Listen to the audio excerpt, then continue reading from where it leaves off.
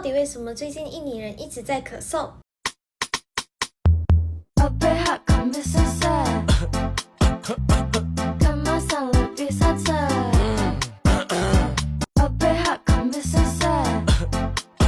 这首歌其实是印尼化痰止咳药 Obat Kombi 广告歌曲的一小段，由音乐人 Nakila Tensi 和 JMC 演唱。没想到这段旋律让人上瘾，累计了数千万次的观看，甚至红到国外。你会想挑战 Obat Kombi 歌曲吗？